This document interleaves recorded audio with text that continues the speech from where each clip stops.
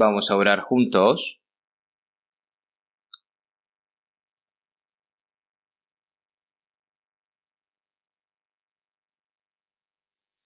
Dios Padre, que eres santo y misericordioso, que tú nos amas, te agradecemos esa gran gracia.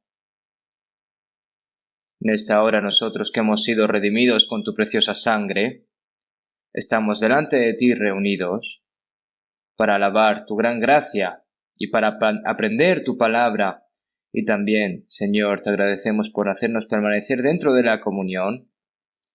También sabemos de que tú estás en medio de nosotros, que tú miras a cada uno de nosotros y con tu santa mano nos sustentas, Señor, y nos das una gracia, la palabra de la verdad, Señor. A través de todas estas cosas nos haces más perfectos, Señor.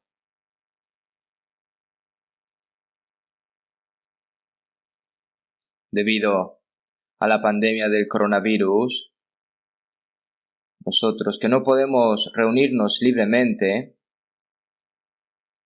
estamos aquí con mucha gente reunida para aprender tu palabra. Señor, te lo agradecemos también. Los hermanos y hermanas que no han podido participar en la palabra de hoy, todos los hermanos y hermanas que están en todas las iglesias de este mundo, Señor, te pedimos de que estés con cada uno de ellos y que les ayudes. Y tú que nos das la palabra, la gracia, Señor, te pedimos de que nos llenes y nos renueves cada vez más. Nosotros que estamos esperando tu venida, ¿cómo debemos de vivir? ¿Cómo debemos de ser? Señor, te pedimos de que nos enseñes y que el resto de nuestras vidas podamos vivir por tu gloria y por tu voluntad, Señor. Te pedimos de que nos guíes. Debido a la pandemia, los hermanos y hermanas que están teniendo dificultades, te pedimos, Señor, de que puedas proteger su salud, y también los hermanos y hermanas que están en medio de dificultades, Señor, te pedimos de que los ayudes a cada uno de ellos y que ninguno caiga, Señor, sino que los sustentes con tu santa mano y con tu santa poder, Señor, te lo pedimos fervientemente. A partir de mañana, el retiro de primavera que vamos a empezar, todas esas almas que están perdidas, Señor, te pedimos de que puedan venir y escuchar tu palabra y que puedan recibir la salvación, Señor, por lo que nosotros, las personas salvas que hemos recibido la salvación primeramente, te pedimos, Señor, de que podamos cooperar conjuntamente y que podamos orar fervientemente juntos para que todas esas almas puedan venir aquí y que puedan recibir la salvación, Señor. La palabra que nos quieres dar hoy, Señor, las cosas que debemos de hacer en nuestro día a día, Señor, te pedimos de que nos enseñes. Hemos orado en el nombre de Jesús. Amén. El coro de la iglesia, por favor. Muchas gracias. Vamos a buscar en la Biblia Hebreos capítulo 11.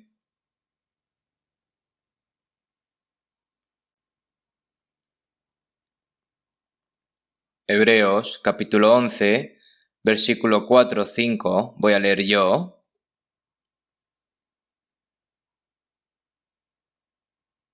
Hebreos capítulo 11, versículo 4-5, voy a leer yo.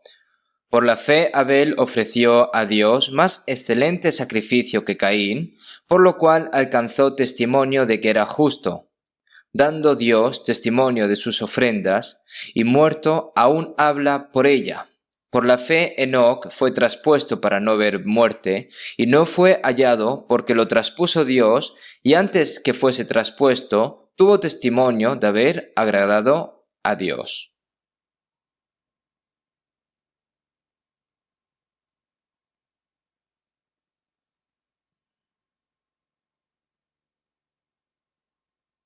Hasta aquí.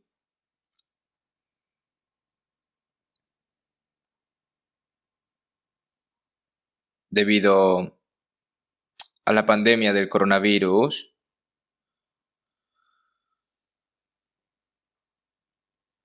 muchas personas, ¿no?, están teniendo una serie de dificultades, mucha gente está sufriendo y todo el mundo realmente está sufriendo mucho por la pandemia del coronavirus, ¿no?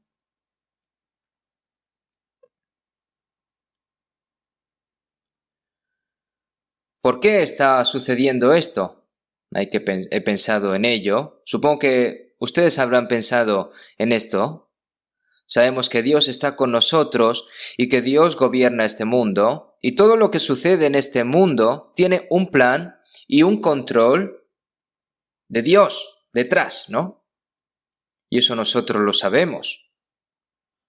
Pero, ¿por qué ocurren cosas tan difíciles y tan desafortunadas? Si lo piensas un momento, parece que Dios nos está enseñando a los cristianos dos cosas. Una es, como dijo Jesús acerca de las señales del fin del mundo, en San Mateo 24 y en Lucas 21, habrá pestes y hambres y terremotos en diferentes lugares, y todo esto será principio de dolores. Dijo esto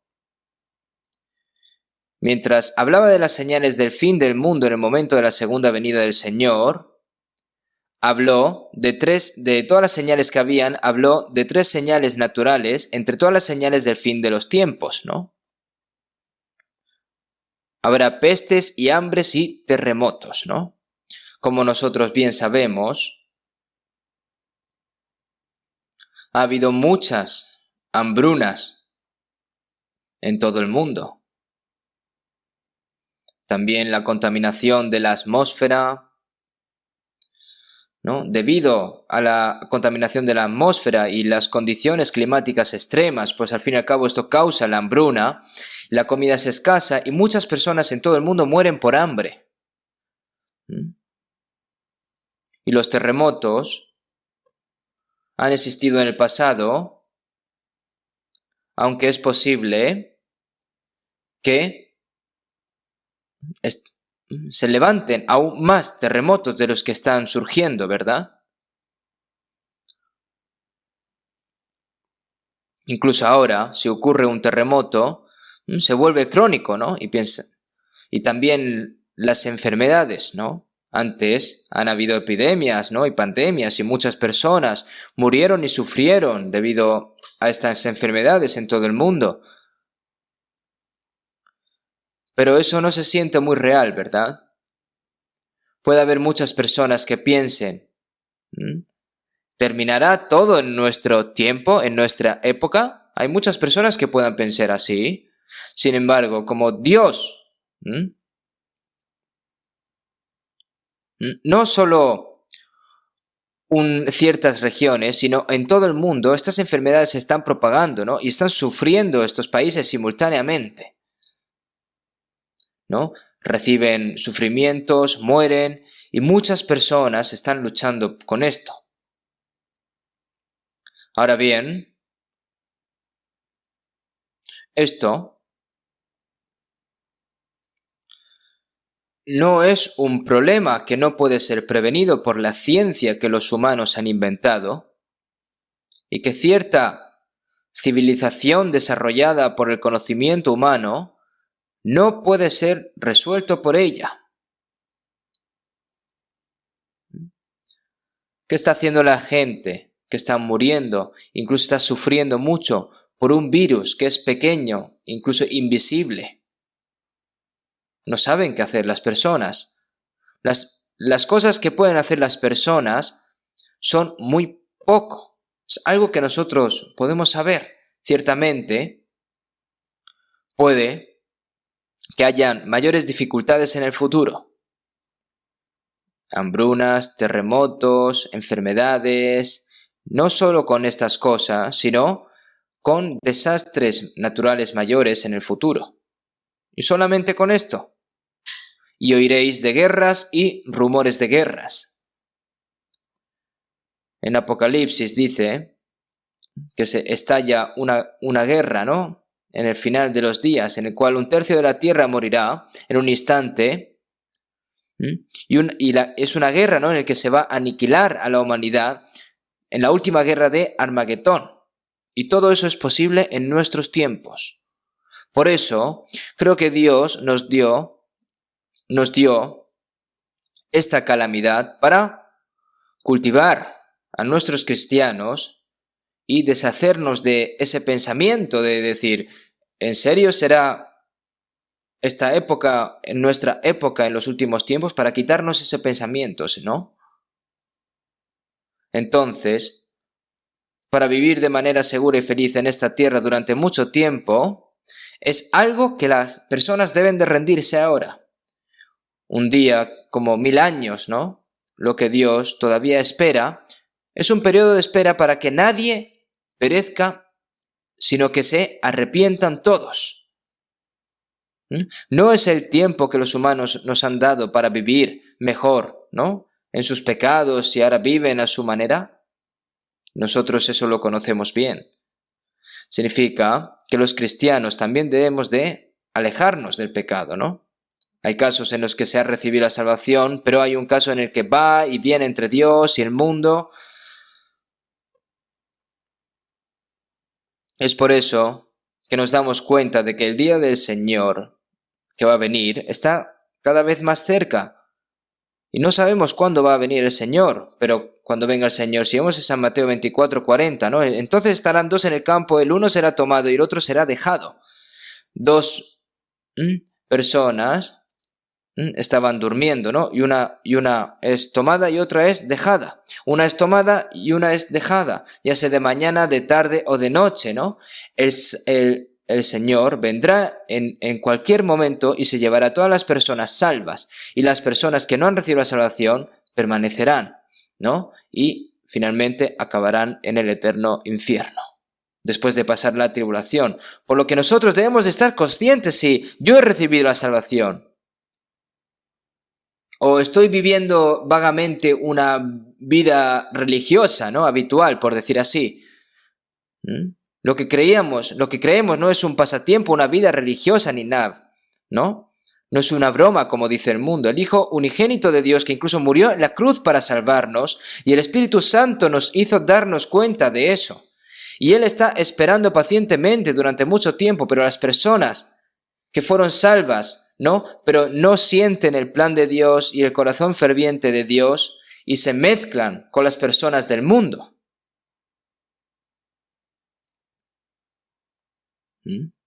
¿Y cómo puedo hacer para vivir bien, mezclándose con las personas del mundo y evangelizar? Pues bueno, pues cuando tenga tiempo, y si no quiero evangelizar, pues no evangelizo. Esto no puede ser así.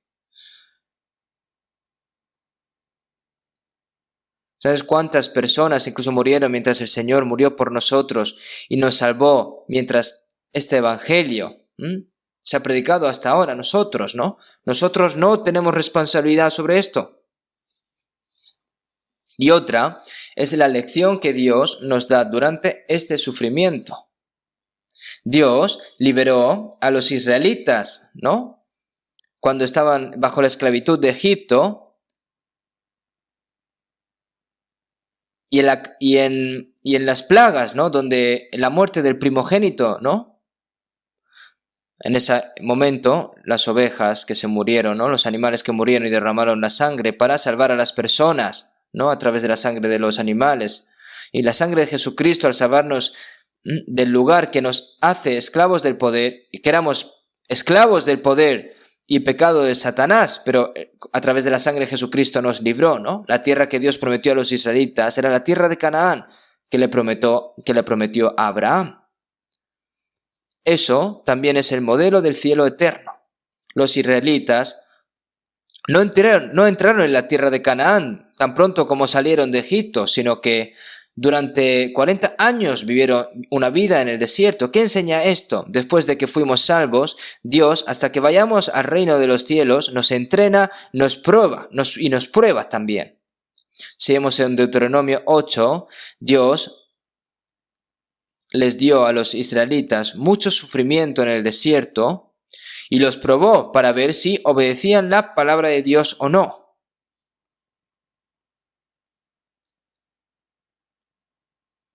Les daba hambre, les daba sed,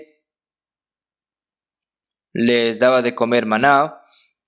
A través del golpeo de las rocas salía agua. Los guardaba y los guiaba con una columna de nube durante el día y una columna de fuego por la noche. Pero a pesar de que los israelitas tuvieron pocas dificultades, se quejaban de Dios, ¿no? Y dijeron, ¿no? Ojalá muriéramos en la tierra de Egipto o en este desierto, ojalá muriéramos, ¿no? Se querían regresar a Egipto, se resentían a Dios y trataron de apedrear a Moisés, diciendo, vámonos a Egipto. ¿Hay alguien que haya ido a la tierra de Canaán durante mucho tiempo, luego a Egipto y luego incluso una persona regresar a Egipto? No hay. ¿Por qué? Debido a que hay un mar rojo entre Egipto y los israelitas. No se puede cruzar. Si definitivamente has nacido de nuevo, no puedes regresar al mundo. Todo el que vuelve a Egipto murió. ¿Qué enseña esto? Esto es una disciplina. Todas las personas que quisieron regresar a Egipto, ¿no? Si hubiera sido obediente y fiel, ¿no? Habría entrado rápido, sin tener que deambular durante 40 años, incluso aquellos que han sido salvos. Pero ¿por qué son tan tercos? Odian obedecer y sus corazones son arrebatados por el mundo visible, dejando al lado de Dios, ¿no? Y va a Dios y luego va al mundo, para adelante, para atrás. ¿Hasta cuándo va a estar así? Dios les dio a los israelitas tanto sufrimiento en el desierto para entrenarlos. Y Dios no los entrenó hasta que se dieron cuenta. Dios los entrenó, hasta que se dieron cuenta de que no podían vivir separados de la palabra de Dios. Para ver si obedecían la palabra de Dios o no. Esto es una lección directa para nosotros. Que no tenga nada que ver con nosotros, esto no es así. Cuando culpan a Dios, cuando culpaban a Dios, Dios enviaba incluso serpientes, no venenosas, ¿no? Y Amalek, cuando tenía la oportunidad, luchaba contra los israelitas, ¿no? Y estas son todas cosas que están en nuestras vidas, ¿no? Por haber recibido la salvación, vas a vivir cómodamente y vas a encontrarte con el Señor. Esto no puede pensarse así. Dios está con nosotros, pero nos da sufrimiento. Pero también nos da la fuerza para superar el sufrimiento y nos protege durante esos sufrimientos. En medio de estas dificultades, si no cedemos, tenemos que depender más del Señor, tenemos que orar más, tenemos que obedecer y tenemos que esforzarnos por vivir de acuerdo con la voluntad de Dios, por lo que Dios nos protegerá. Entonces, incluso en medio de estas dificultades, debemos darnos cuenta de muchas cosas. Hoy, a través de esta palabra, Adán, el primer hombre de la humanidad, pecó y fue expulsado del jardín del Edén. Y entre los hijos de Adán, Abel tomó un cordero y lo ofreció como sacrificio a Dios para que fuese justificado por la fe, ¿no? Por la fe fue justificado Abel. Abel fue el primero de los que eran pecadores en Adán para ser justificados por la fe. Abel.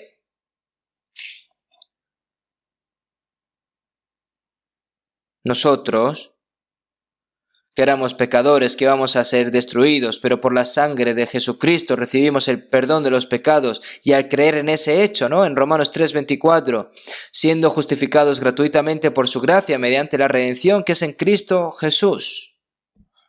¿No es así? Ser justificado significa que no tiene pecado, que es justo. ¿No es esto la salvación? El representante del primer hombre salvo es Abel. Luego, de la posteridad de Adán, ¿no? Enoc, fue testificado de que agradó a Dios, ¿no? Por la fe, Enoc fue traspuesto para no ver muerte. No hay dos personas que no murieron, sino que fueron vivos. ante Dios? Enoc y Elías, ¿verdad?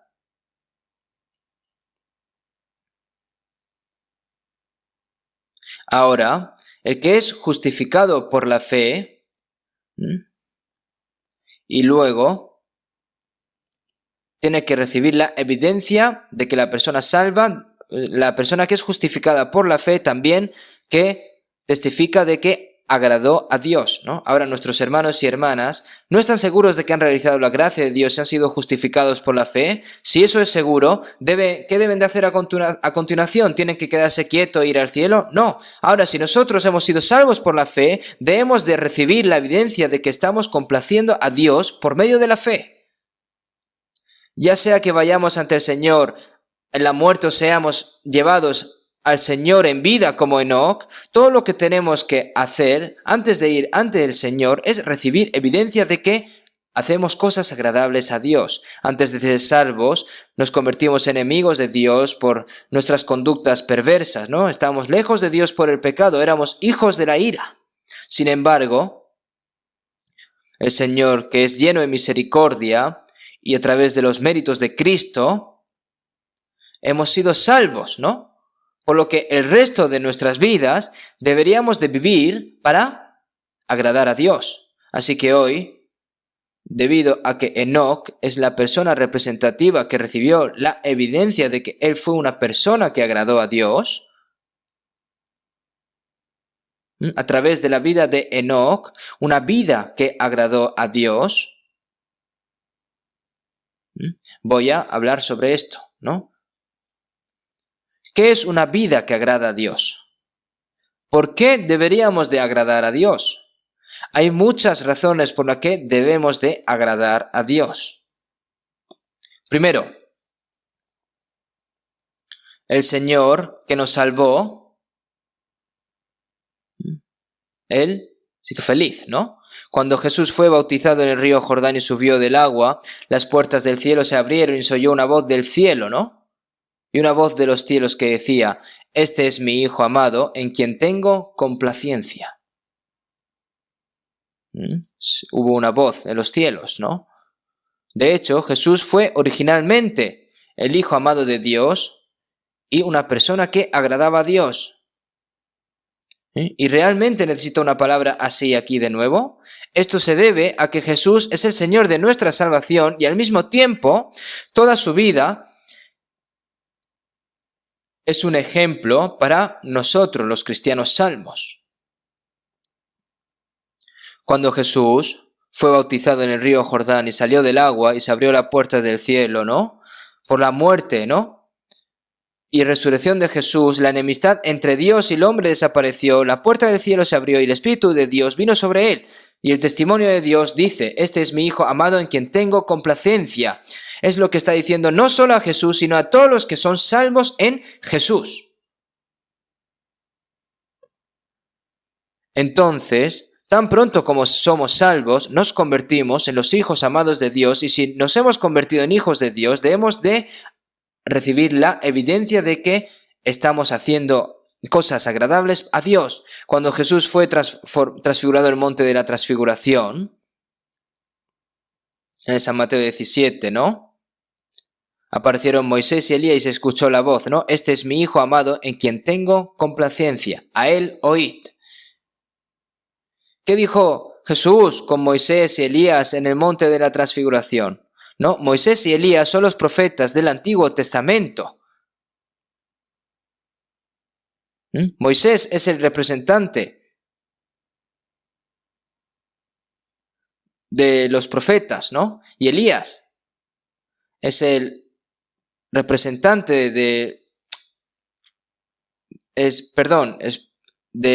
Moisés es el representante de la ley, ¿no? Y Elías es el representante de los profetas, ¿no? Si vemos en Romanos 3:21, Jesús fue el testificado por la ley y por los profetas, ¿no? Moisés y Elías son los representantes del Antiguo Testamento, ¿no? Ahora,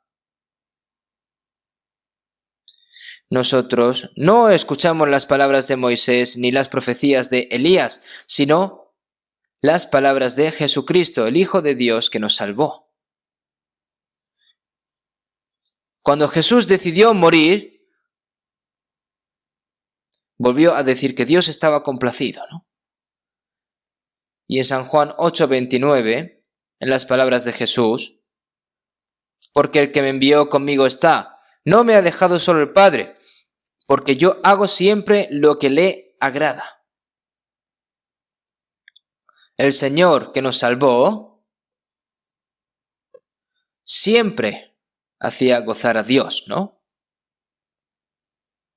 No me ha dejado solo el Padre, porque yo hago siempre lo que le agrada. Esto significa que las personas salvas deben recibir evidencia de que siempre han agradado a Dios como Jesús. Es decir, debes de convertirte en una persona que agrada a Dios. La razón por la que debemos de agradar a Dios es porque Él nos salvó de los pecados que van a ser destruidos para siempre. A través del pecado nosotros que vamos a ser destruidos para siempre, ¿no? Y Él nos salvó. Debido a que Él nos dio la vida eterna y nos hizo hijo de Dios, debemos de agradar a nuestro Padre Celestial.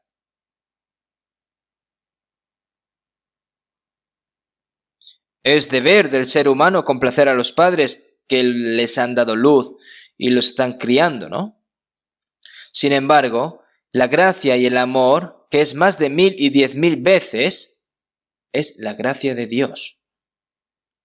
No se puede ni siquiera ni inspeccionar eso. Entonces, es natural para nosotros amar a Dios y agradar a Dios. Es natural, tiene que ser algo natural. Entonces, en Romanos 8:32, el que no escatimó ni a su propio Hijo, sino que lo entregó por todos nosotros.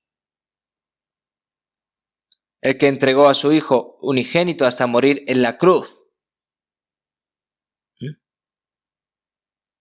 ¿Cómo podemos devolver toda esa gracia? Es natural que todo lo que tenemos que hacer es complacer a nuestro Padre Celestial, quien nos salvó por gracia, nosotros que no teníamos ningún mérito, ¿no? Es natural. ¿Qué pagaré a Jehová por todos sus beneficios para conmigo? Ahora debemos de vivir el resto de nuestra vida para pagar la gracia de Dios. En Gálatas 1:10 dijo el apóstol Pablo, pues busco ahora el favor de los hombres o el de Dios, o trato de agradar a los hombres, pues si todavía agradara a los hombres, no sería siervo de Cristo. No para vivir, para hacer bueno a alguien, para hacerme bueno yo mismo, o para agradar a alguien. No, sino para agradar a Dios. Un cuerpo que va a morir en cualquier momento, ¿no? No vive para su propio cuerpo. ¿Verdad? Si vemos en 1 Tesalonicenses 2:4, así hablamos, no como para agradar a los hombres, sino a Dios, que prueba nuestros corazones. Todo el resto de nuestra vida no es para agradar a los hombres.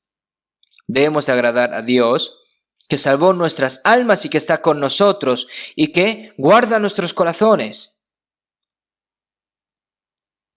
Y nuevamente, la razón por la que debemos de agradar a Dios es porque Dios siempre está con nosotros, ayudándonos y guiándonos mientras vivimos en este mundo.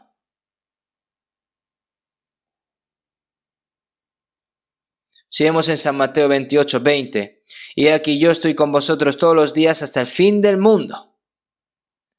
Él no solo nos salvó, sino que también permanece con nosotros hasta que entremos,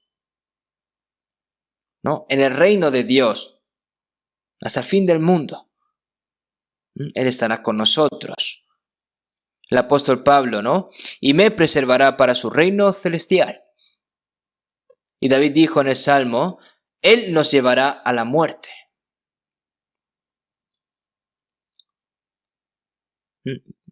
Dios es el que me guarda y me guía, ¿no? Por eso tenemos que agradar a Dios. Si vemos en Salmo 23:3, confortará mi alma, me guiará por sendas de justicia, por amor de su nombre. El Señor no solo conforta mi alma, sino que me guiará por sendas de justicia por amor de su nombre, por lo que no es natural agradar a Dios. Y también, Él es quien nos llevará al reino de Dios en poco tiempo.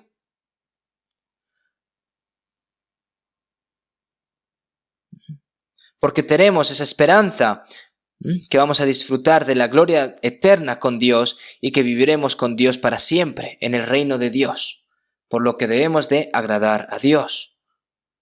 Seguimos en Hebreos 12:28, así que recibiendo nosotros un reino inconmovible, ¿no? Esta tierra, ¿no? Va a ser, algún día va a temblar y va a ser destruida, ¿no?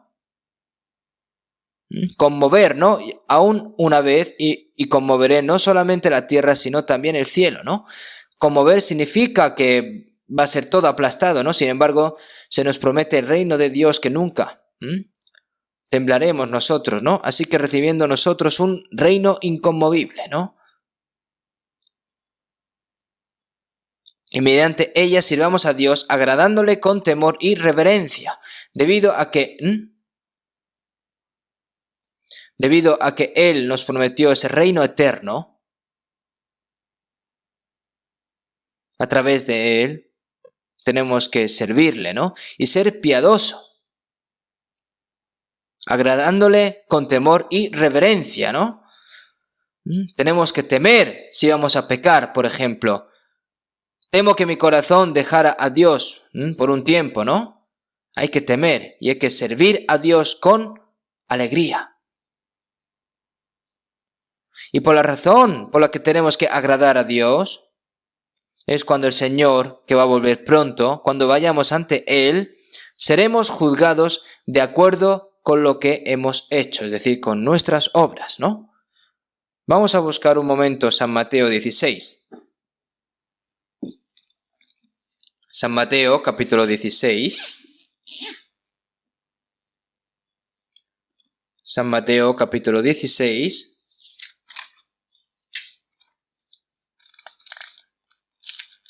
Del versículo 27 hasta el versículo 1 del capítulo 17, ¿no? Del versículo 16 a partir del 27, porque el Hijo del Hombre vendrá en la gloria de su Padre con sus ángeles, y entonces pagará a cada uno conforme a sus obras. De cierto os digo que hay algunos de los que están aquí que no gustarán la muerte hasta que hayan visto al Hijo del Hombre viniendo en su reino. 6 días después, Jesús tomó a Pedro, a Jacobo y a Juan su hermano, y los llevó aparte a un monte alto. Versículo 2, vamos a leer también. Y se transfiguró delante de ellos, y resplandeció su rostro como el sol, y sus vestidos se hicieron blancos como la luz. Versículo 3, y he aquí les aparecieron Moisés y Elías hablando con él. Hasta aquí. Aquí Jesús ha dicho algo muy importante, porque el Hijo del Hombre vendrá en la gloria de su Padre con sus ángeles. Se refiere a la segunda venida de Cristo, ¿no? Y entonces pagará a cada uno conforme a sus obras. Se refiere al juicio, ¿verdad? ¿No? Cuando venga el Señor, la era de la gracia, la época de la gracia también termina, ¿no? Para aquellos que no han recibido la salvación, el tiempo de recibir la salvación ha terminado también. Ahora solo queda el juicio. Solo queda el juicio. Va a pagar a cada uno conforme sus obras. Los que no han sido salvos, en Apocalipsis 20, del 12 al 15, ¿no? Y vi a los muertos, grandes y pequeños, de pie ante Dios. Y los libros fueron abiertos y otro libro fue abierto, el cual es el libro de la vida, y fueron juzgados los muertos por las cosas que estaban escritas en los libros según sus obras. Y el mar entregó los muertos que había en él, y la muerte y el Hades entregaron a los muertos que había en ellos, y fueron juzgados cada uno según sus obras. Y la muerte y el Hades fueron lanzados al lago de fuego. Esta es la muerte segunda, y el que no se halló inscrito en el libro de la vida fue lanzado al lago de fuego, ¿no? Y además, cuando el Señor venga, las personas salvas irán ante el Señor y también serán juzgados, Si vemos en 2 Corintios 5:10, porque es necesario que todos nosotros comparezcamos ante el tribunal de Cristo, para que cada uno reciba según lo que haya hecho mientras estaba en el cuerpo, sea bueno o sea malo. Después de recibir la salvación hasta que vaya al cielo, ¿cómo has vivido con tu cuerpo? Si has vivido según la voluntad de Dios o no, si has vivido según el Espíritu Santo o has vivido según tu propia voluntad. Si has vivido por el Señor o si has vivido por ti mismo. Eso es el tribunal de Cristo, ¿no? Eso es lo que va a pasar en el tribunal de Cristo, en el que vamos a ser juzgados según lo que hemos hecho, ¿no? No es un juicio para el infierno. Después de recibir la salvación ya no se va al infierno las personas salvas, sino que después de recibir la salvación, dependiendo de la vida que hayan llevado los cristianos, van a ser premiados por el Señor, ¿no? Van a tener ese galardón. Si vemos en Apocalipsis 22:12, aquí yo vengo pronto y mi galardón conmigo para recompensar a cada uno según sea su obra. A cada persona según sea su obra. Cuando el Señor venga, los cristianos, ¿no? También estarán delante del Señor. Por lo que, ¿qué tipo de persona deberíamos de ser delante del Señor? ¿Cómo deberíamos de vivir? Y el resto de nuestras vidas ahora tenemos que vivir de acuerdo con la voluntad del Señor. Y cuando que Jesús juzgaría, ¿no? De cierto os digo que hay algunos que los que están aquí, que no gustarán la muerte, hasta que hayan visto al Hijo del Hombre viniendo en su reino, ¿no? Señala a los discípulos, ¿no?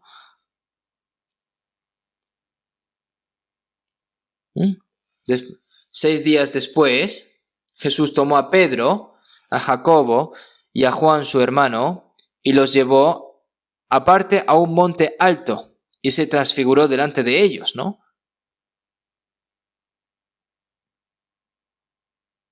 Y resplandeció su rostro como el sol, y sus vestidos se hicieron blancos como la luz. Jesús repentinamente cambió a una apariencia gloriosa. Entonces Moisés y Elías aparecieron junto a él.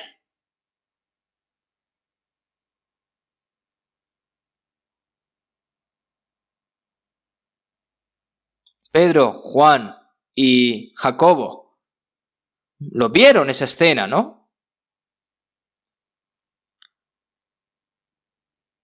Como dice, ¿no? Que no gustarán la muerte hasta que hayan visto al Hijo del Hombre viniendo en su reino, ¿no? Algunas personas dicen, ha pasado un tiempo desde que murieron los discípulos y no ha venido todavía, ¿no?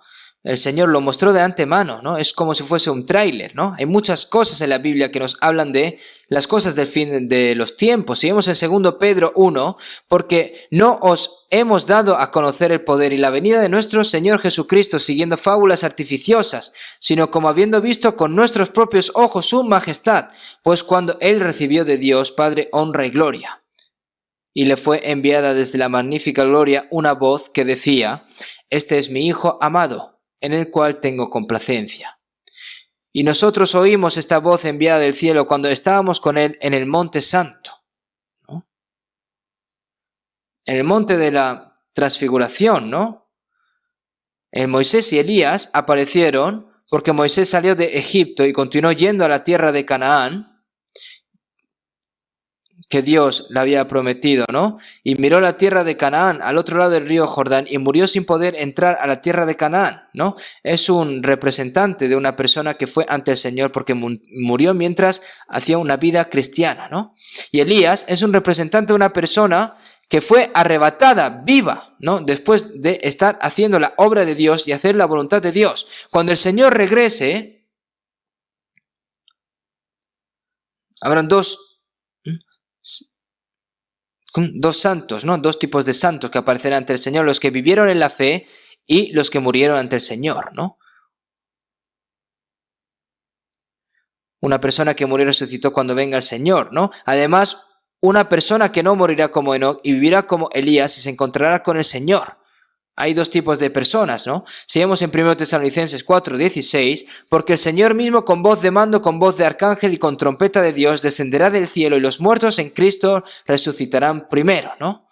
Los muertos en Cristo resucitarán primero y luego nosotros los que vivimos, los que hayamos quedado, seremos arrebatados juntamente con ellos en las nubes para recibir al Señor en el aire. Y así estaremos siempre con el Señor. Cuando el Señor regrese, nos mostró de antemano dos tipos de personas, ¿no? Que se presentarían ante el Señor. Las personas que murió mientras hacía su vida cristiana y las personas que van directamente al Señor vivos, ¿no? El Señor nos lo ha mostrado de antemano. Entonces, no solo parados frente al Señor, sino incluso los cristianos salvos, las cosas que existían desde el día en el que fueron salvos, ¿no? Porque todas las cosas viejas pasaron, ¿verdad? Desde el momento en el que recibe la salvación hasta que vayan al Señor, todo eso se calcula con precisión. Vas a ser juzgado según cómo hayas vivido. Vamos a buscar un momento 2 Corintios capítulo 5. 2 Corintios capítulo 5.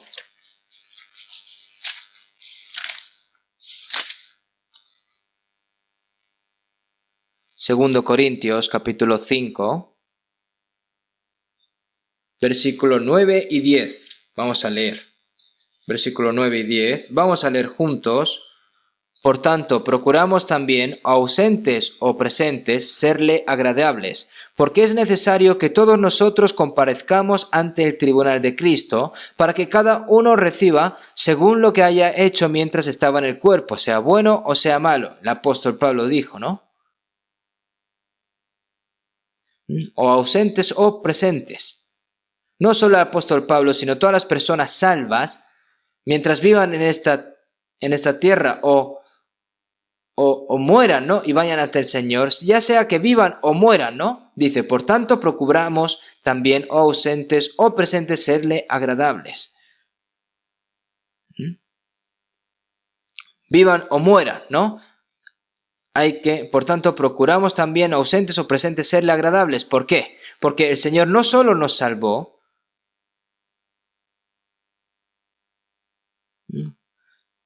sino que cuando aprendemos del Señor,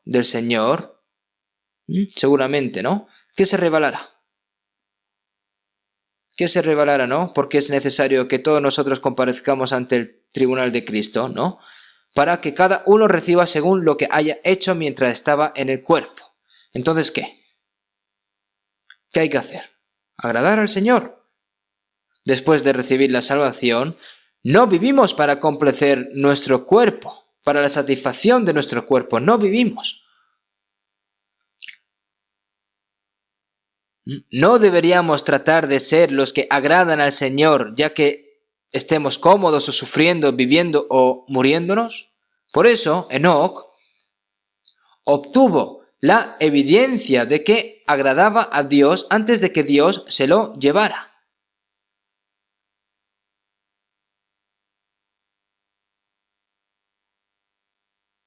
Esto no es como imagen de una persona que se encontraría con el Señor después de ser arrebatada, cuando el Señor regrese.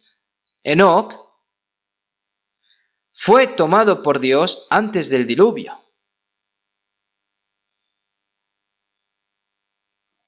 Esta es la imagen de los cristianos, ¿no? Que van a vivir y van a ser arrebatados cuando Jesús regrese. Nosotros estamos seguros de que viviremos una época en la que estamos viviendo como Enoc y nos encontraremos con el Señor, ¿no? Y hay muchas personas que se muestran sarcásticas al respecto, ¿no? Que así también vosotros, cuando veáis todas estas cosas, conoced que está cerca, a las puertas. ¿A quién va dirigido? Se dirige a nosotros, ¿no? Las señales que vendrán antes de la segunda venida del Señor ya se han cumplido todas, y todos los eventos que tendrán lugar en esta tierra están ya al borde de la última tribulación. ¿Esto es algo que es incorrecto o está mal? Sin embargo,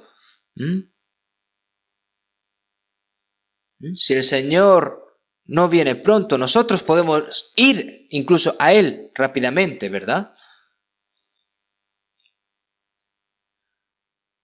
Vamos a buscar Judas, justo antes de Apocalipsis, ¿vale? Vamos a buscar Judas.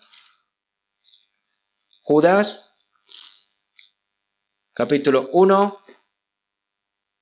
versículo 14 y 15.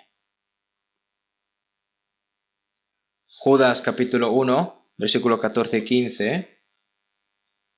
De estos también profetizó Enoc séptimo desde Adán, diciendo: He aquí vino el Señor con sus santas decenas de millares, para hacer juicio contra todos y dejar convictos a todos los impíos de todas sus obras impías que han hecho impíamente y de todas las cosas duras que los pecadores impíos han hablado contra él.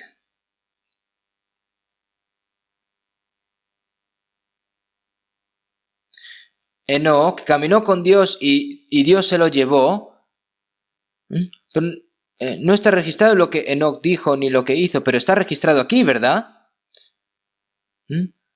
¿Fue Judas que lo ha inventado? No, fue enseñado por el Espíritu Santo. Enoc profetizó, ¿no? He aquí, vino el Señor con sus santas decenas de millares, ¿no? De sus santas decenas de millares, ¿no? Está contando la escena de la venida del Señor, ¿no? Con los santos que habían sido arrebatados, ¿no? Para hacer juicio contra todos y dejar convictos a todos los impíos de todas sus obras impías que han hecho impíamente y de todas las cosas duras de los pecadores impíos han hablado contra él, ¿no? Al fin y al cabo es condenar, ¿no?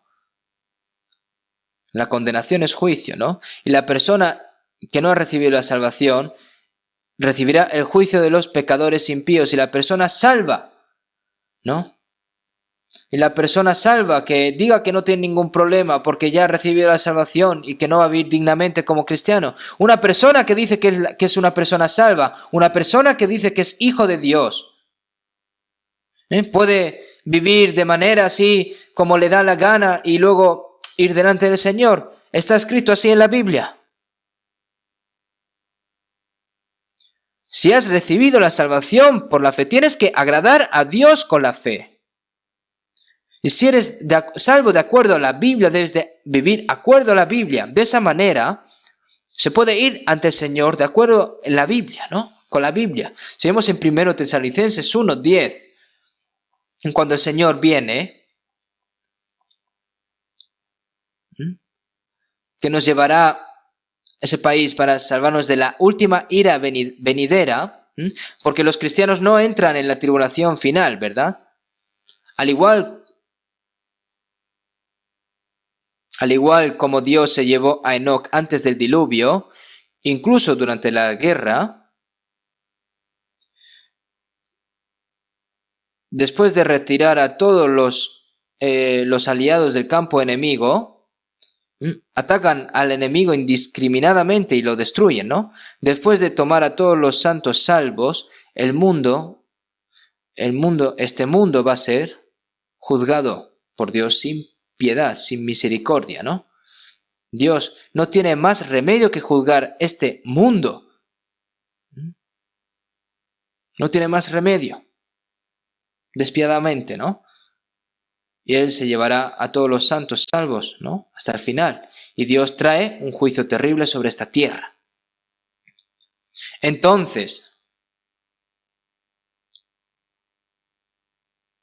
debido a que vivimos una época en la que podemos encontrarnos con el Señor como Enoc, nosotros debemos de recibir la evidencia de que agradamos a Dios antes de ir al Señor, como Enoc.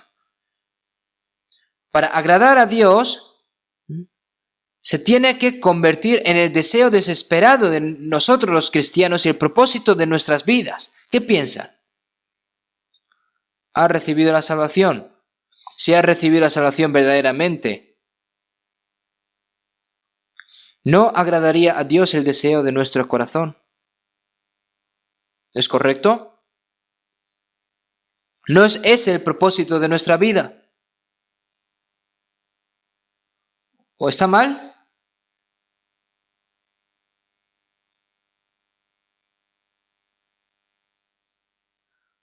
¿La vida cristiana es una ficción o están tomándolo al pelo?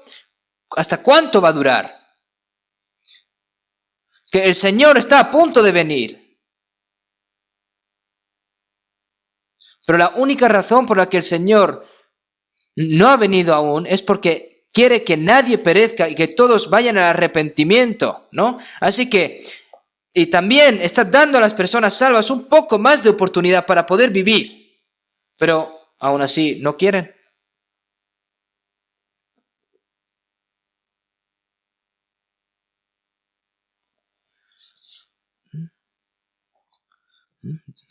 Debería de ser nuestra esperanza y propósito ferviente, ¿no? Cuán maravilloso y glorioso que nosotros, ¿no? Como pecadores que íbamos a perecer, ahora somos hijos de Dios en Cristo. Y que somos personas que agradamos a Dios. ¿No es esto una gran gloria para nosotros? Todos han pecado y no entran en la gloria de Dios, ¿no? Pero ¿no es un privilegio maravilloso que este pecador que va a perecer pueda entrar en la gloria de Dios y agradar a Dios? Y sí, se puede. Si vemos en Sofonías 3:17, Jehová está en medio de ti, poderoso, Él salvará, se gozará sobre ti con alegría, callará de amor, se regocijará sobre ti con cánticos.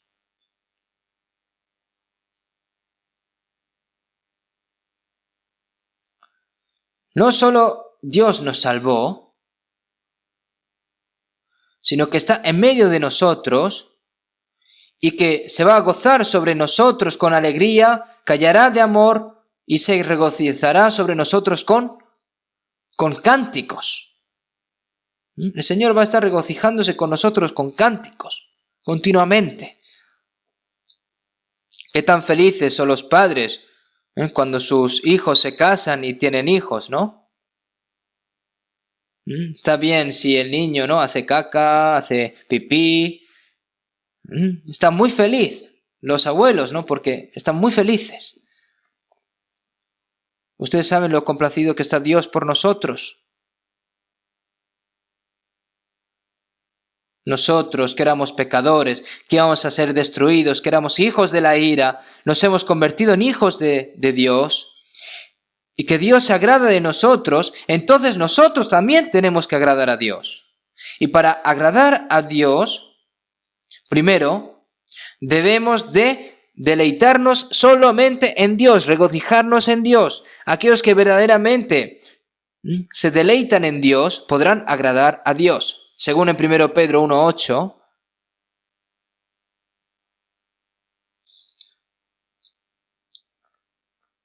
¿a quién amáis sin haberle visto?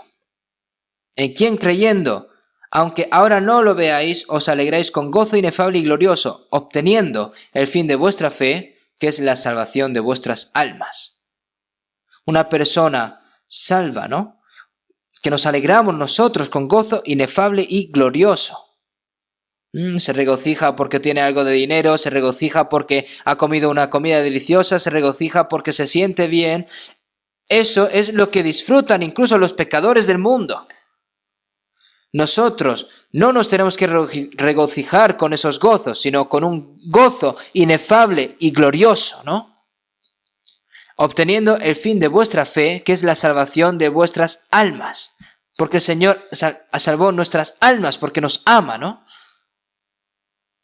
Tenemos que alegrarnos con gozo inefable y glorioso. Además, en Habacuc 3:17, versículo 17 y 18, ¿no? El profeta Habacuc dijo, ¿no? Aunque la higuera no florezca ni en las vides haya frutos, aunque falte el producto del olivo y los labrados no den mantenimiento y las ovejas sean quitadas de la majada y no haya vacas en los corrales, que no hay nada, ¿no? Con todo. No hay vacas, no hay nada. Pero con todo yo me alegraré en Jehová y me gozaré en Dios de mi salvación.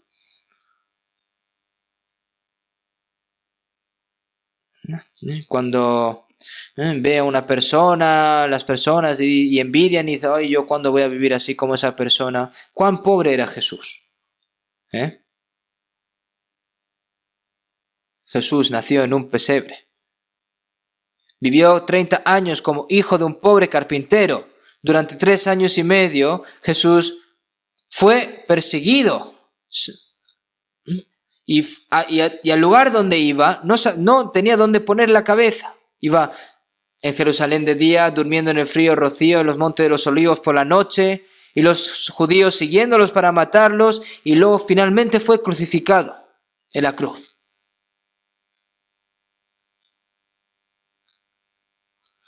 Porque conocéis la gracia de nuestro Señor Jesucristo, que por amor a vosotros se hizo pobre, siendo rico, para que vosotros con su pobreza fueseis enriquecidos. ¿Cuán rico es realmente Jesús? Él es el creador de todas las cosas del universo. Pero era el más pobre de todos los seres humanos. ¿Quién de nosotros, ahora que estamos aquí, ha nacido en un pesebre o una posada?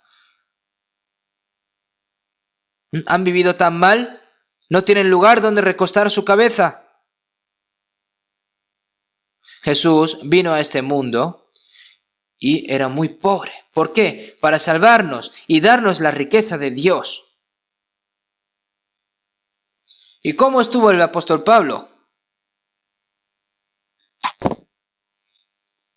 Era un hombre que ha dominado los mejores estudios académicos, ¿no? Si hablamos de en estos días, ¿no? Era una persona famosa, pero después de recibir la salvación, ¿no? Él dice, no, nos difaman y rogamos, hemos venido a ser hasta ahora como la escoria del mundo, el desecho de todos, ¿no? Aproximadamente 40 personas están desnudas, hambrientas, no pueden dormir, no pueden comer, tienen frío, están temblando y se les dijo que no comerían ni beberían a menos que no mataran a Pablo. Y finalmente Pablo murió decapitado, ¿no?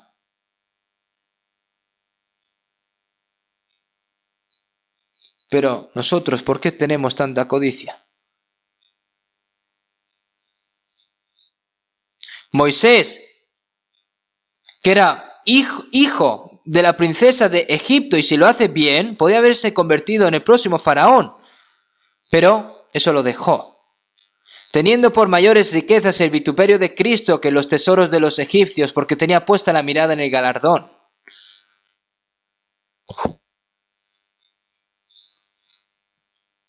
Moisés miró hacia el futuro, ¿no? Hacia el vituperio de Cristo, ¿no? Porque tenía puesta la mirada en el galardón, porque él sabía que el galardón que el Señor le iba a dar iba a ser mayor que todos los tesoros que había en Egipto, ¿no? Todos nosotros lo sabemos, ¿verdad? ¿Pero qué hace si lo saben? ¿No? Hay que ponerlo en práctica, ¿no?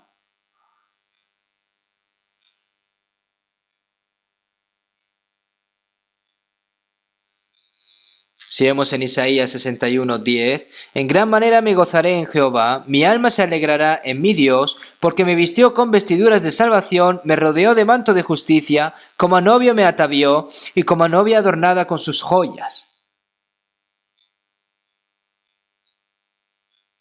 Ese sucio pecado, ropa de pecado, ¿no? Que estaba vestido me lo quitó, ¿no? Y me vistió con vestiduras de salvación.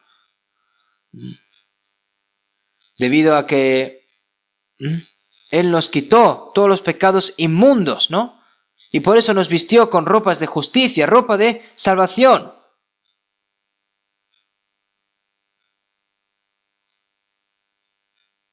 Por lo que ahora estamos gozosos, ¿no? Si vemos en Salmo 37:4, deleítate a sí mismo en Jehová, y Él te concederá las peticiones de tu corazón. Dios dice que regocijarse es encontrar tu gozo en aquellos que agradan a Dios, ¿no? No trates de conseguirlo porque la gente del mundo se complazca, sino tienes que deleítate a sí mismo en Jehová y Él te concederá las peticiones de tu corazón. Si a Dios le gusta, a mí me tiene que gustar. Si a Dios no le gusta, a mí no me tiene que gustar. Si Dios está triste, yo también estoy triste. No debe de ser así.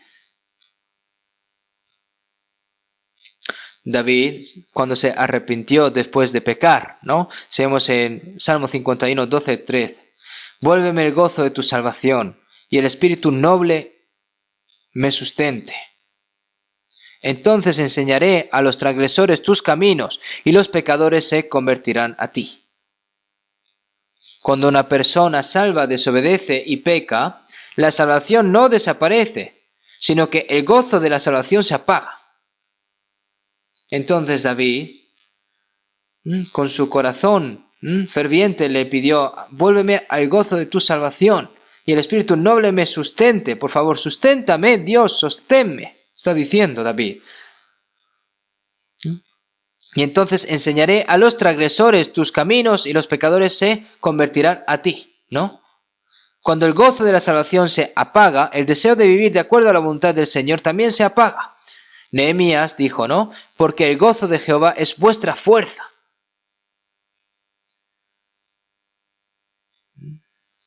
Porque el gozo de Jehová es vuestra fuerza. Estad siempre gozosos, porque nosotros hemos recibido la gracia del Señor, siempre podemos regocijarnos, ¿no? Aunque seamos pobres tenemos que regocijarnos, aunque nos persigan tenemos que regocijarnos, y regocijarnos también incluso si vamos a morir, ¿no? ¿Hay algo que nos dé miedo? ¿Hay algo que tengamos envidia?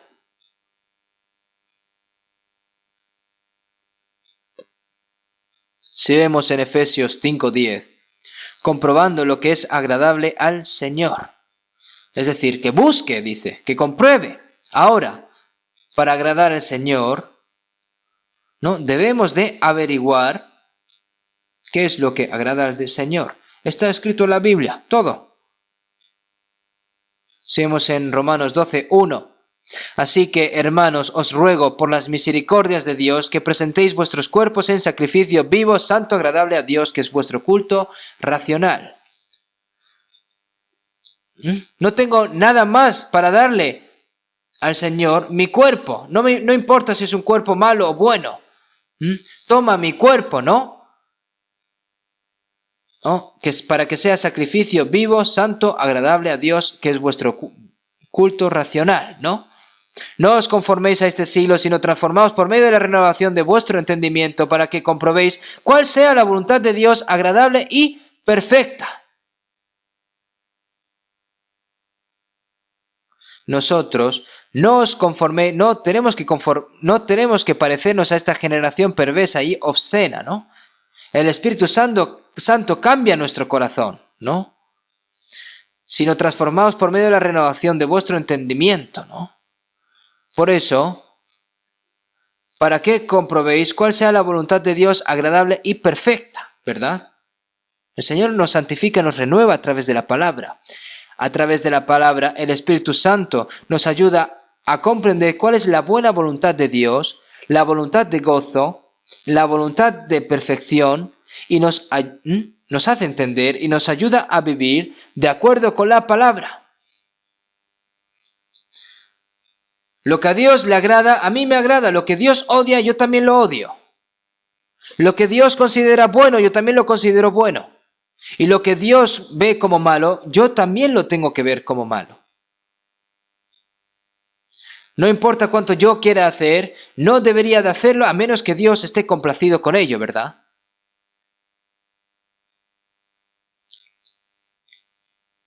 Por eso, si vemos en 1 Pedro 4:2, para no vivir el tiempo que resta en la carne, conforme a las concupiscencias de los hombres, sino conforme a la voluntad de Dios. Después de recibir la salvación, ahora no nos quedan muchos días para que vayamos hacia el Señor. No queda mucho y no queda mucho, ¿no?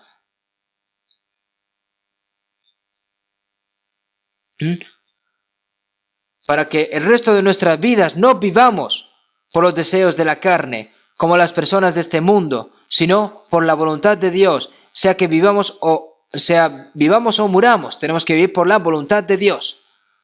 Baste ya el tiempo pasado para haber hecho lo que agrada a los gentiles, ¿no? Eso ya está terminado, ¿eh? Si vemos en Filipenses 2:13, porque Dios es el que en vosotros produce así el querer como el hacer por su buena voluntad. El Espíritu Santo que camina entre nosotros nos dice la voluntad de Dios agradable. Y también nos da el deseo de hacer la voluntad de Dios y nos da el poder para hacer la voluntad de Dios. La voluntad de Dios que nos complace, ¿no? Eso tiene que convertirse en nuestro deseo. El deseo de toda mi vida es hacer la obra del Señor, como dice el cántico. Y después de hacer feliz al Señor, después de hacer la obra que el Señor me encomendó, el día que nos separemos en este mundo, iré delante de ti. Ese debería de ser el propósito de nuestras vidas.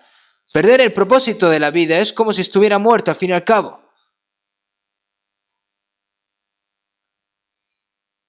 Si nos fijamos en Romanos 8:8, hay quienes todavía están en la carne, aunque son salvos, ¿no? Dice, los que viven según la carne no pueden agradar a Dios.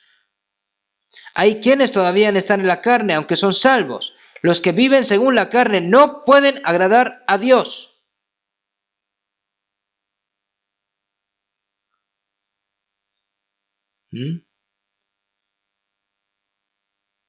¿Cómo puede un cuerpo muerto complacer a Dios? ¿Podrá esa persona agradar a Dios? ¿No? Tienes que encontrar tu gozo donde Dios se complace primero.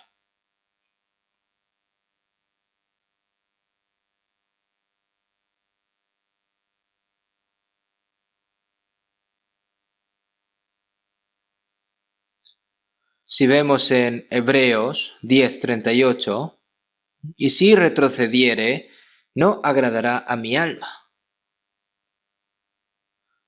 No somos nosotros los que retrocedemos, ¿no? No solo hemos recibido la salvación, sino somos personas que tenemos la fe, ¿no? Hasta que entremos al cielo, tenemos que seguir hacia adelante. Hay que seguir hacia adelante, acercándose más y más hacia el Señor. No puede irse para atrás, no puede retroceder. Paso a paso, debemos de avanzar solo por la voluntad y la gloria de Dios. Esa es la vida cristiana. Cuando dolorosamente te diga, ¿no? Bueno, pero yo puedo vivir así, con este cuerpo carnal. No pongas excusas. ¿Quién no tiene carne? ¿Qué es el placer de Dios, no? Por, situaciones y tal, pero ¿qué situación? No hay que poner excusas en esto.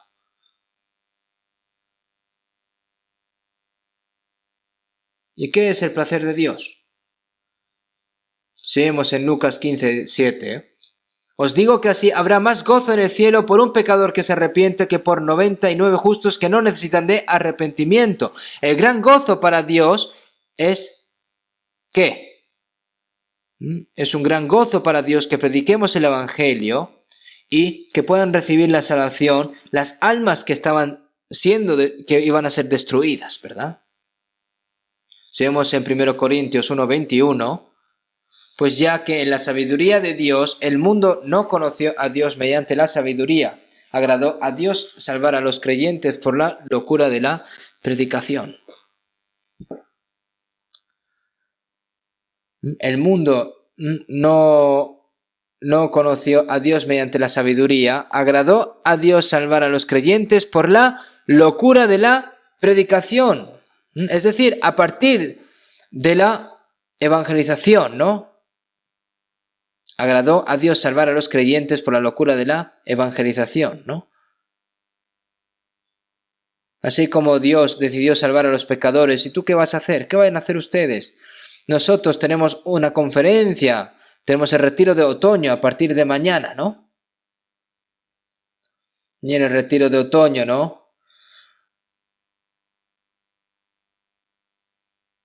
Los segadores que no siembran semillas en primavera y recogen el grano que cultivaron bajo el sol ardiente en verano, ¿no? Tenemos que cosechar el arduo trabajo.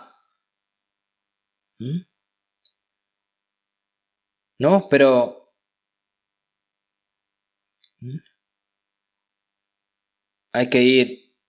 tiene que ir la hoz del Evangelio y cosechar, ¿no?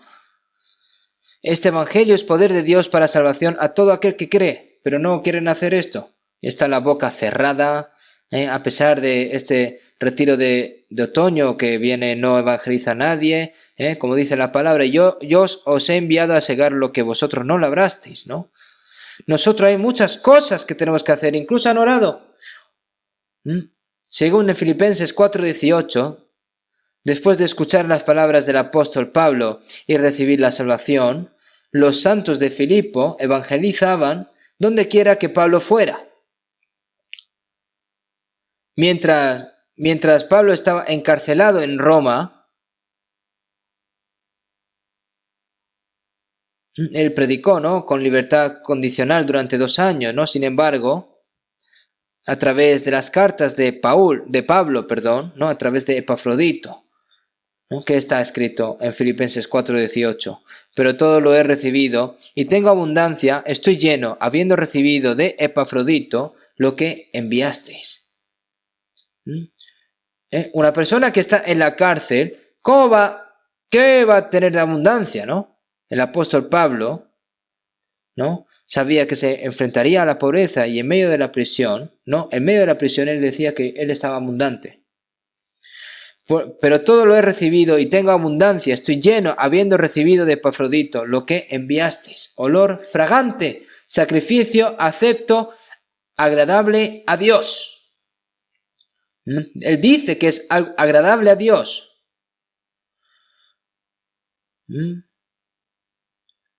El apóstol Pablo, mientras iba predicando, ¿no?, los santos de Filipo, todos ellos se encargaban de hacer todo lo posible para ayudar a Pablo, y todo eso era olor fragante, sacrificio acepto, agradable a Dios. Nosotros no podemos ir a un país lejano así con el Evangelio, pero ¿saben lo complacido que Dios está por orar y por donar, ¿no?, y por hacer diezmo para la obra de predicar el Evangelio y participar juntos? ¿Saben lo complacido que está Dios si hacen eso? Está escrito, ¿no? El que reciba a un profeta por cuanto es profeta, recompensa de profeta recibirá. ¿Por qué? Porque ha participado en esa obra. Hermanos, nosotros a 77 países estamos enviando misioneros y estamos evangelizando ahora.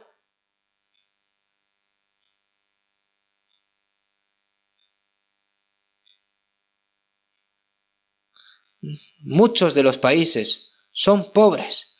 Nosotros también tenemos que pagarles para la evangelización, tenemos que darles dinero. Vas al frente y vas a la guerra, pero la gente detrás de ti te dice que no te conoce y entonces va a morir. No le da nada de comer, no le da ninguna arma, no le envía munición, entonces va a morir en la guerra. ¿Cómo va a ganar? Nosotros no tenemos nada que hacer. Debemos de participar juntos por el Evangelio. Participar en la oración, participar materialmente, de cualquier manera. Y yo pienso que nuestra iglesia lo está haciendo muy bien y lo agradezco muchísimo. Es cierto que Dios abre nuestro corazón y obra para participar, ¿no?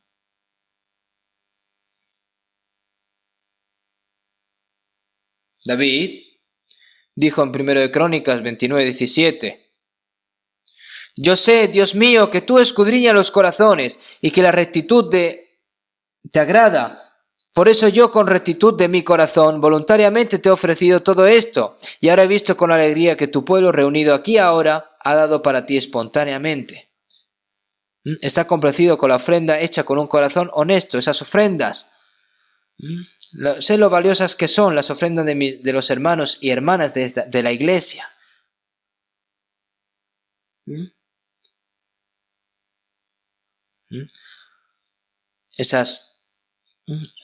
Yo sé lo valiosos que son esas ofrendas de los hermanos y hermanas en la iglesia. Hay algunos hermanos y hermanas que no vienen en coche, no toman el autobús, ¿no? Sino que vienen a pie, y ese dinero que se iban a gastar en el autobús o en el automóvil o lo que sea, se lo invierten, no, lo donan, ¿no? Y por eso no puede dejar de usarse de manera preciosa para el Evangelio.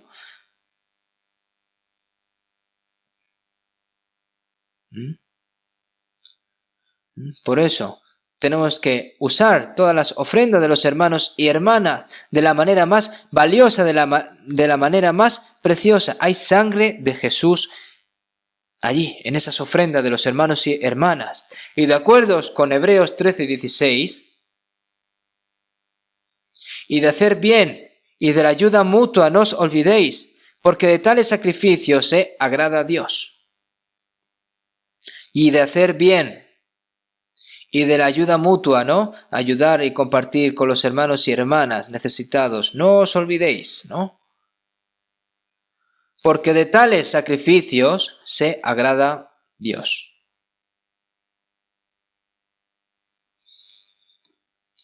Entonces, en Romanos 12:13, compartiendo para las necesidades de los santos, practicando la hospitalidad, ¿no?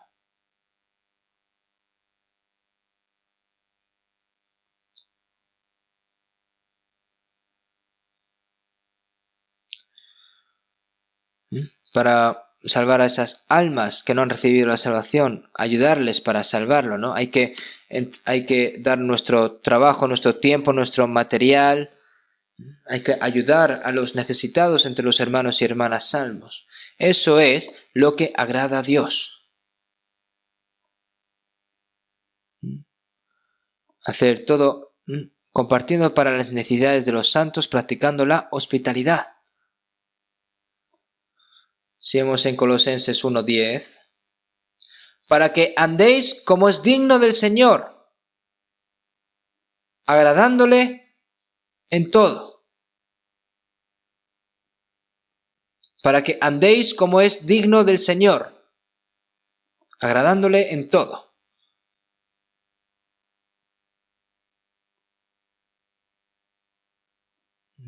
Para que andéis como es digno del Señor, agradándole en todo.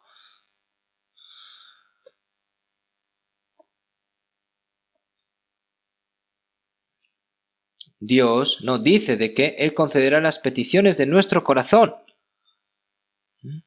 Pero, por eso, ¿no? En Salmo 37:4, deleítate a sí mismo en Jehová, y Él te concederá las peticiones de tu corazón.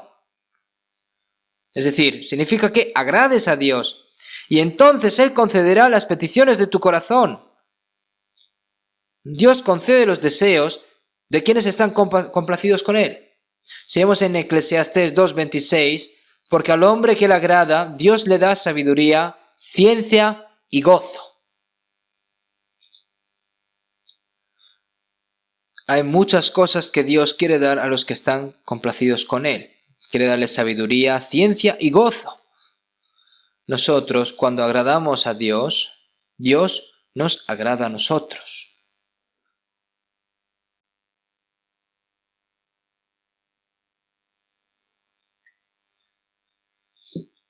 Vamos a buscar un momento Génesis capítulo 5. Génesis capítulo 5. Génesis capítulo 5, del 21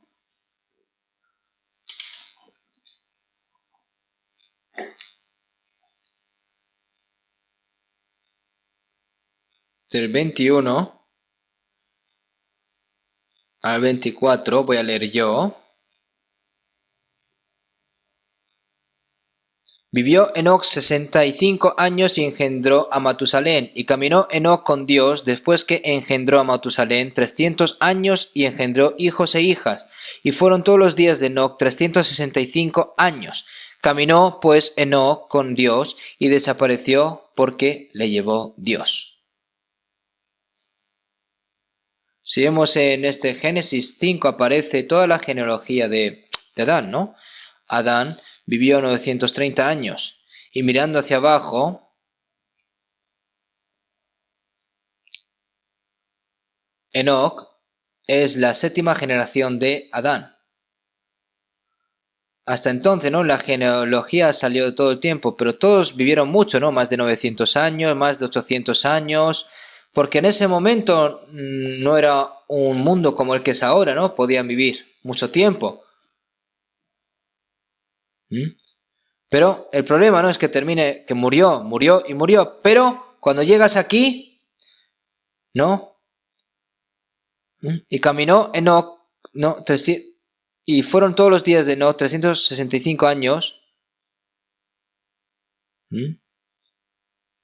Y caminó pues Enoc con Dios y desapareció porque le llevó Dios. Y ya no estaba Enoc.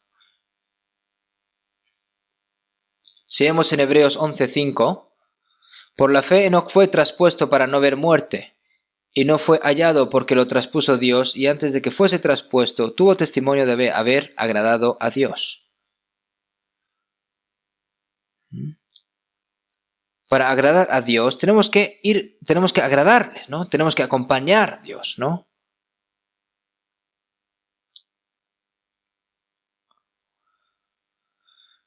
¿Qué pensaremos aquí? Como alguien pensaba, ¿no? Que caminaba Enoc solo con Dios mientras vivía solo y sufría asceta, abandonado en el mundo y viviendo aislado. No. Significa que se casó, que tuvo hijos,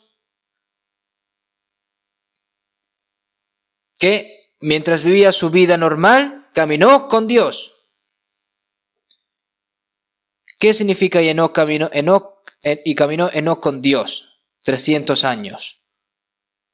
Hoy en día se puede decir, mientras está teniendo su vida, no piensen en algo especial. Nosotros los cristianos, en este mundo, mientras vivimos una vida normal, nos podemos encontrar con el Señor. Dejar el mundo de espaldas y vivir lejos del mundo, en una montaña perdida, eso no es una vida de caminar con Dios, ¿no? El Señor, ¿no? Dice, y desapareció porque estás leyendo y murió, y de repente ves, y desapareció porque le llevó Dios, ¿no? Si vemos en Eclesiastes 12:7, y el polvo vuelve a la tierra como era, y el espíritu vuelve a Dios que lo dio. Ya sea que vayas antes del Señor desde la muerte o vivo ante Dios, el propósito de la creación y salvación del hombre por Dios es para llevarlo a Dios, ¿no? Para ir a Dios. ¿No es así?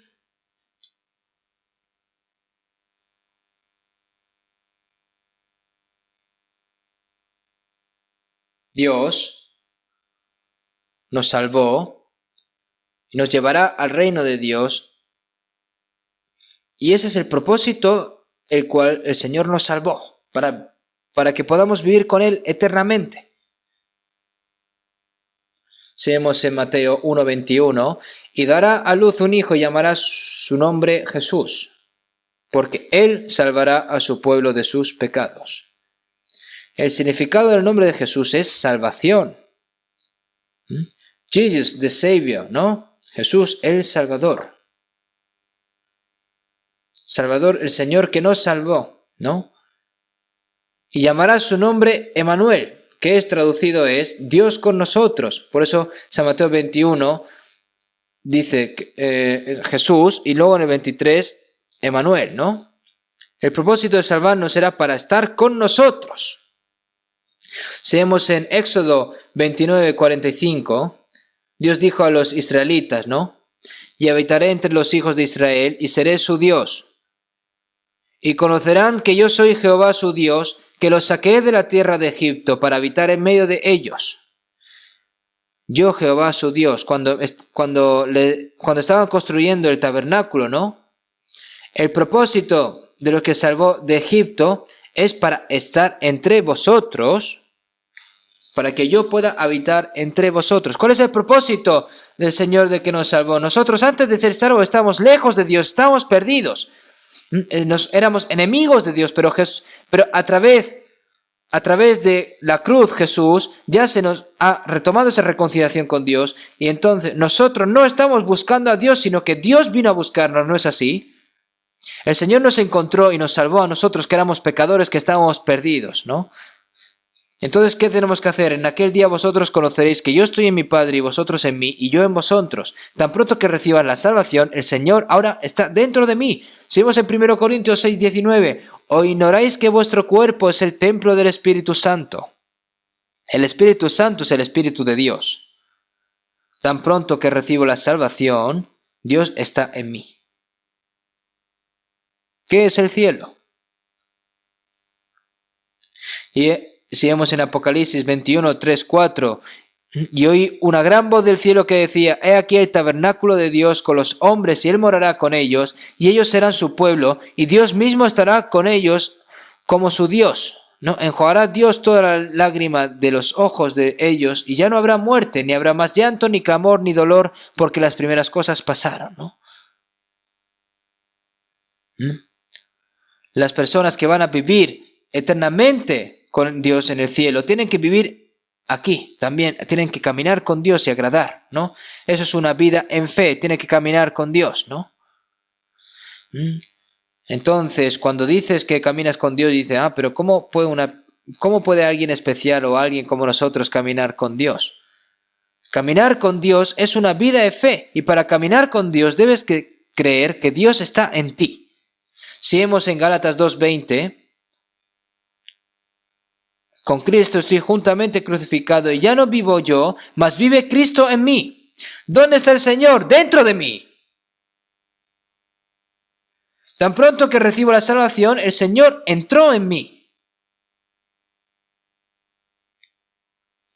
Si vemos en Efesios 3:17, para que habite Cristo por la fe en vuestros corazones. Es decir, para que habite Cristo por la fe en vuestros corazones. ¿Dónde está Cristo? ¿Está ahí lejos? ¿Dónde está el Señor? ¿Está lejos? No, está dentro de mí. Y yo no puedo dejar al Señor.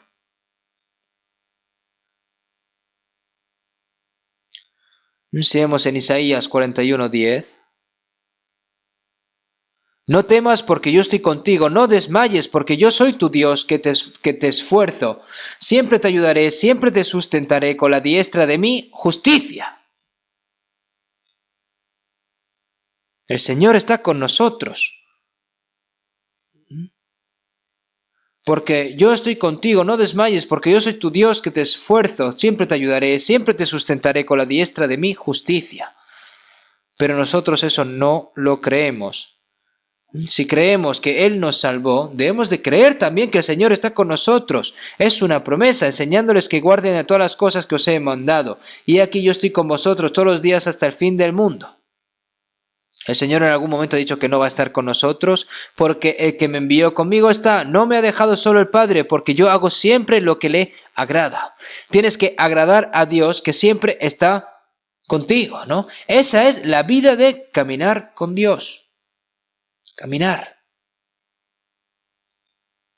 Ahora, debemos de esforzarnos para estar más cerca de Dios. Si vemos en Santiago 4:8, ¿no? ¿Qué quiere decir acercaos a Dios y Él se acercará a vosotros? ¿Qué quiere decir esto? Incluso si Dios está contigo, ¿no? Es decir, acercaos a Dios y Él se acercará a vosotros, ¿no? Si tú crees que el Señor está dentro de ti, el Señor te va a ayudar.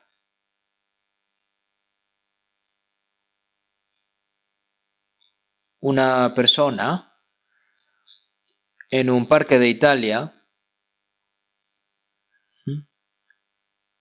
se murió de hambre y de congelación, pero en su bolsillo salió un cheque que le daba para comer toda la vida, ¿no? pero no sabe por qué, pero no se sabe por qué se murió de hambre, ¿no? Si no sabe que el Señor está dentro de esa persona y vive por preocupaciones lamentables y con cosas mundanas, esto no puede ser así. No puedes. Incluso si usas bolsas de cebada,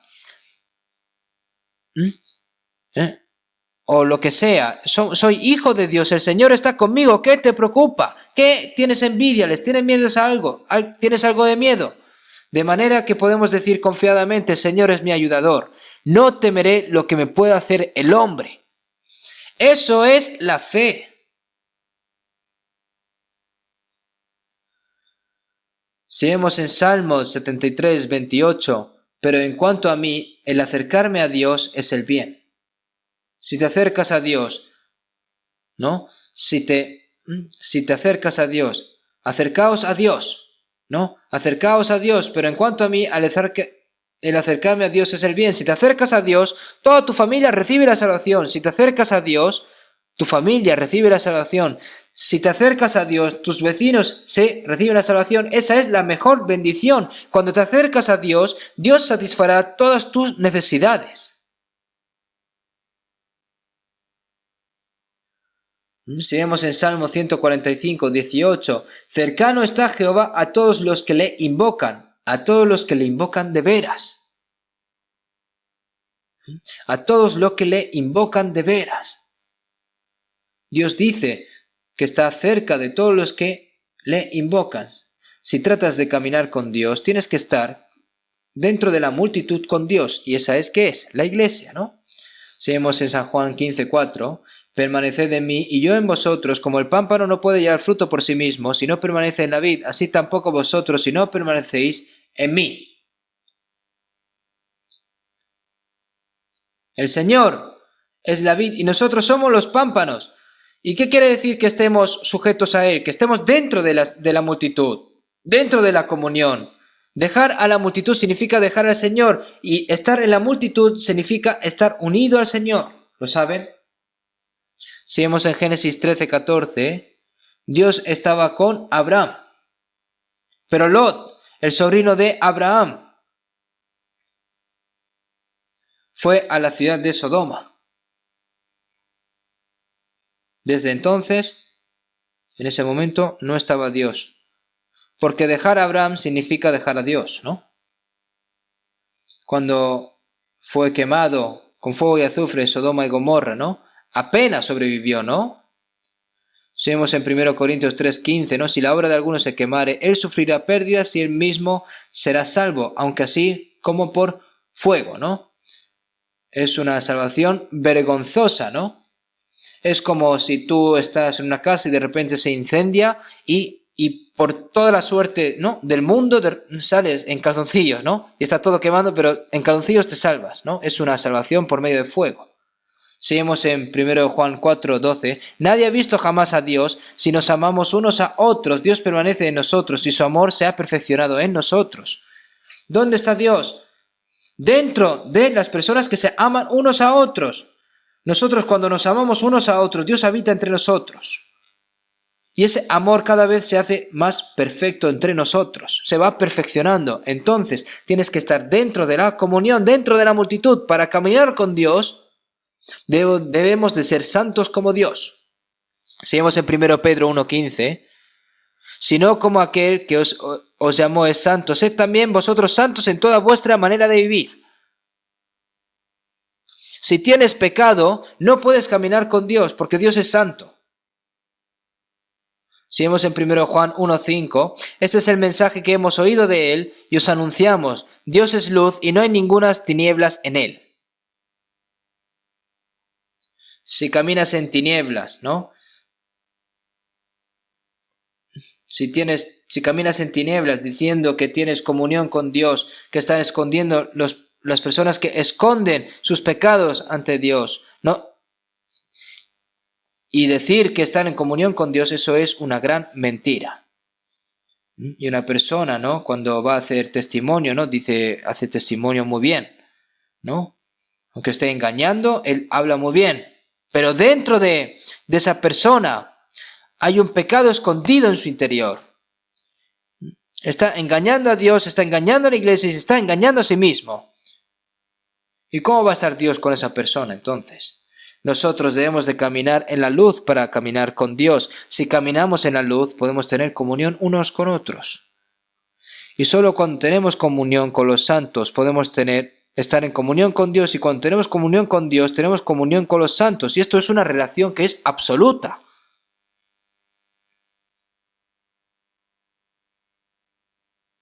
Entonces, la vida de caminar con Dios es también una vida de reconocer a Dios en todo. Si vemos en Proverbios 3:6, reconócelo en todos tus caminos y Él enderezará tus veredas.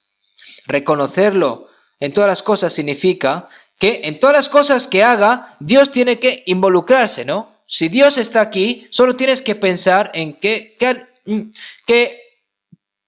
hay que hacer conforme a lo que piense Dios, ¿no? No hay que hacerlo conforme a mis pensamientos, a lo que yo quiero, no, a lo que me convenga tampoco.